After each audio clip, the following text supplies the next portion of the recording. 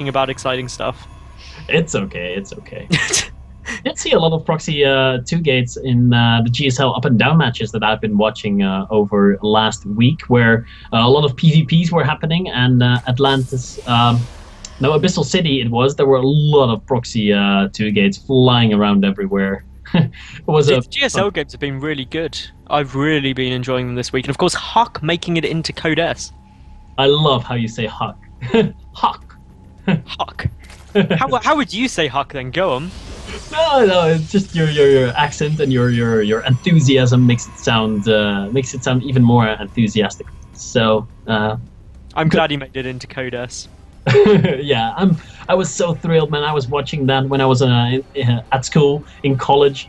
You know, there was this boring professor talking about databases, structures, parts 671. There's like so many database classes, and I was just watching Huck play through those matches, and I was like, yes, he beat his first player. Yes, he beat the second one. Oh my god, this is looking so good. And at the same time, keeping an eye on Reddit, and the posts were just coming up everywhere. Like, Huck wins this, Huck wins that, Huck advances. Oh, made me so happy. Huck is back in shape, I think. I mean, it's been a while since we've really seen him accomplish much. Would you agree? I would agree, and that I personally thought he was going to get absolutely trounced. And Lilium, in my confusion of thinking that it's actually a Terran playing and there is going to be a Proxy 2 rack, and my complete inability to think about the game at all, did we forget to introduce these 2 players? I think we might have, Maddles. Let's get that over with real quick. Of course, everyone will have figured out by now that the top left spawn position, Protoss is going to be Fnatic, Harstem, and in the top right position on GSL Whirlwind, we have the Blue Zerg player from Western Wolves playing as Ziktomini, and he's been opening very standard so far. Harstem, though, switching things up big time. Indeed, and I thought your introduction was going to go a little bit longer than that, so I took a sip of water just as you paused to throw it back to me, which hasn't actually happened yet so far this cast, so hopefully that's the one and only time it will begin, but things really not going well for me this Alien. It's quite alright. I'll talk a little bit about the opener for Harstem, because I've done this opening a few times myself. It is a risky thing to do, but on the other hand, it's really safe too. I mean, in case of a 6-pool, you actually have your gateway, you can get a Zealot out and you'd be fine, because on the really big maps, we sometimes see 6-pools to counter the super greedy play that Protoss usually goes for, but not out of Ziktomini. He's playing his standard macro game, as Harstem has now got 2 Stalkers out on the field, and is going to be poking around a little bit, and will have a lot of time with those 2 Stalkers. He's going to have a lot of time. There's no Spine Crawler, there's no speed on the way, there's no not a lot of gas mined yet, so he's going to have a lot of time to micro his heart out with his 2 Stalkers. And of course, microing your heart out with Stalkers is the best thing you can do to fill the early game when there's not much else going on. Of course, the Spine Crawler is now started for Ziktomini. Speed is started as well, but that's going to take an awfully long time. The Queens are there, but your big concern is you do not want to be losing a Queen early on. If you do, it really hurts your production. Behind this, Harstem just started a Stargate. So that's quite an interesting strategy to be seeing here. It is going to get spotted, though, by the Overlord, so that straight away means Ziktomini knows what is going to be coming out. And again, what do you make of this build out of Harstem at the moment, Lilium? You should see my face right now. It's like herp derp. What's happening here? I don't really know what to call this. This could be Zealot Void Ray pressure. You know, it used to be such a common strategy for 3 or 4 gateways with a lot of Zealots and some Void Rays in there. But I think this is this going to be a Phoenix opener? Yeah, it is. Yep. The Phoenix gives away that it's going to be a Phoenix opener there. So good guy Harstem helping us casters out. And, well, obviously quite a few Overlords out on the field, so he can start picking them off. And do you reckon this is a slight adaptation to the build based on the fact that Ziktomini is so fond of Mutalisks in this series so far? Could be. If you open Stargate, the possibility of Mutas is basically completely denied. You would be a really ballsy Zerg player to scout a Stargate and still go into the Muta play, especially when you've scouted a few Phoenixes being out on the map. The Zerglings being a bit more confident in themselves than they should be. They were attacking into 2 Stalkers there, but with the great choke point there, they weren't able to achieve much. The first Phoenix has started taking down Overlords all across the map. The second Phoenix is out, I believe. Yes, it is, and a third one is on the way, so it's not going to be just one Phoenix to kill all Overlords. It's going to be committing. It is indeed. Now, Obviously, for the moment, Ziktomini is not going to be able to chuck down any Spore Crawlers. Because, oh no, he has got one Evolution Chamber up. He just is not worrying about it yet. He's getting down the Infestation Pit. Losing these Overlords, though, are of course going to be very frustrating because you get in a position very quickly where you can end up getting supply blocked. You've got to replace them, obviously. The Spore Crawler is now on their way because once you get up to 4 Phoenix, a Zerg player has to be worried about a Queen getting lifted and taken out very quickly indeed. So, Ziktomini now taking his 3rd base, and that's a very late 3rd base. And as a result, he's going to be starting to struggle economically. He's got very similar worker count. These Phoenix able to find a nice little position to attack this Queen, and they are going to be able to take it down. That is going to be... He doesn't... Oh, that was close. There were only 3 Phoenix there, but I thought, oh, well, that Queen is a little bit damaged, so he might be able to take it out with a single lift with only 3 Phoenix, but no, wasn't quite enough. Oh, the Queen is out of position. Another Queen gets lifted by Harstem here, and another Queen is going to be biting the dust very early on in this game, and that means there's only 1 Queen left out on the field for inject. So good harassment damage done here by Harstem so far. Looking quite good for him. Definitely. Those Phoenix being able to pick off 2 Queens is huge. The production capability of Ziktomini incredibly hindered right now.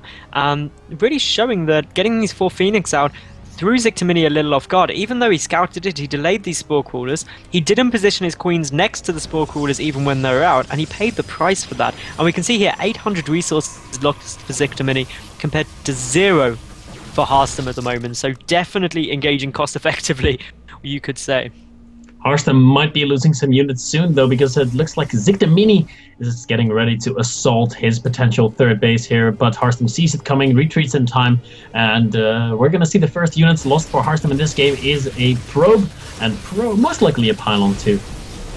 Indeed, so not too much going down. Meanwhile, Harstem getting up his Twilight Council. He's again teching towards Blink, which is something we haven't seen yet out of him, and he's going to get a couple of little pickoffs, going to be able to start thinking about taking this 3rd base now the creep is receding. But, well, the Roaches getting taken out, Ziktomini clearly sacrificing these for the greater good of his army, and getting his Infestors out. So once you start getting Infestors, the Phoenix harassment is completely shut down. One good fungal growth, and all those Phoenix are dead. So, Lurlium, how do you feel about the way Harstem's going into the kind of mid and later game? He's got the Colossus coming, he's got Blink coming. It's looking more standard. Especially the Colossus part is what makes it amazing for Harstem right now. He's up in supply versus a Zerg player. You don't really see that happening very often. And sometimes it happens when Protoss are up in supply compared to a Zerg player because the Zerg is saving money to produce 10 Mutas or to produce 30 Roaches or to produce a few Ultras, Broodlords, yada yada yada. But that's not the case right now. There's no bank for Ziktomini, and Harstem is in a supply lead. That puts him in an amazing position. Also, the Colossus, there's no answer for the Colossus. It's a mainly Zergling-based army right now for Ziktomini, and Harstem is going to be very happy to see this. He will indeed. He's got a good sentry count, so he's got the force fields there. The Colossus is on the field, and as a result, Ziktomini is not going to be able to push in this for quite a while.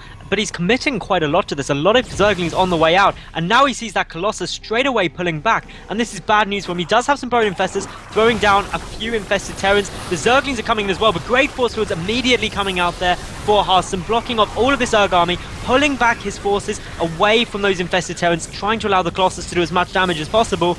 And all in all, with the second Colossus now hitting the field, I'd say Harstem's in a good spot.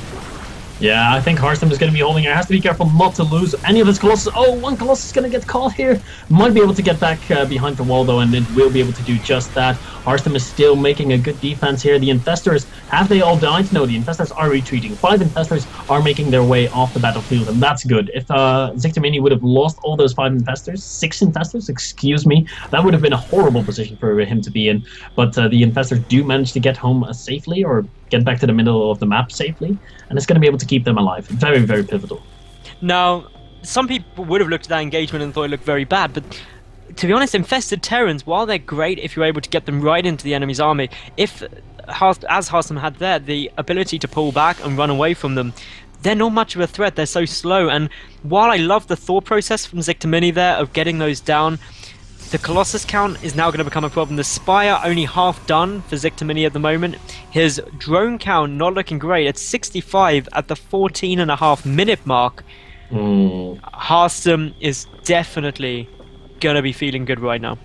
Yeah, he should be feeling good. On equal workers, better tech, better upgrades. He's going up to +3 right now. Has to start thinking about some armor upgrades maybe, or maybe he wants to hit that really powerful 3-base timing attack. He's making 3 additional gateways right now. He's got his +3 on the way, has 3 Colossus. He could max out in just a matter of minutes if he wanted to, because he's got some great 3-base economy running. And I'm waiting to see that the Stargate is of course down, so I'm waiting to see the Fleet Beacon. Are we going to go into the ultra late game, or is Harstem going to finish this with a push when +3 hits? I've got to say, I'm feeling the +3 timing. I don't know why, just from how he's positioned, the fact that we don't see a Fleet Beacon coming down, but yeah, I'm thinking a +3 timing push would be good. Ziktomini is starting to get those Corruptors out though, so as a result, we'll be able to deal with the Colossi more effectively now than he was previously. Harstem is also getting up the Templar Archives. They're going to be throwing a few Archons into the mix, so maybe we are going to be seeing this ultra late game position of with the Fleet Beacon coming out and of course the Mothership and Vortex. Could be, could be. It's all up in the air right now. The Twilight Council producing a Templar Archives right now is definitely an indication that we could be going into that. +3 is about to finish up. The 4th Colossus is about to hit the field. Thermal Lance has, of course, finished up. The units have some really good upgrades. Let's take a look at the upgrade for Ziktomini right now. +2 armor, but no other upgrades. So the Phoenix sees the... Oh, what are these 3 zealots doing? Zikto does have +2 melee as well. So it's +3 weapons, no armor for the Protoss, and 2/2 melee for Ziktomini. But here we go, we've got the engagement coming in. The Corruptors do try and get a couple of volleys off. So many infested Terrans there. They've got good coverage. The fungal growth preventing the Stalkers getting away. The first Colossus is going to fall, and these Corruptors are able to do so much damage. The second is down, the third being forced to retreat, and these infested Terrans really helping Ziktomini push forward here, Lillian. Yeah, infested Terrans are winning Ziktomini this game right now. Harstem is on the ropes. He is not going to be tying the series up to 3-3 right now, but it looks like Ziktomini is going to be taking a 4-2 lead as the infested Terrans are slowly starting to die off, but all the important units for Harstem have already left the field. It's just pure Blinkstalker with +3 right now, and he's not going to be able to do it. The 3rd base is most likely going to fall in a matter of minutes, and reinforcements are coming in for Ziktomini everywhere. They're streaming across the map at 30-40 Zerglings running into that 3rd base, and Harstem is going to be forced to GG in just a second here.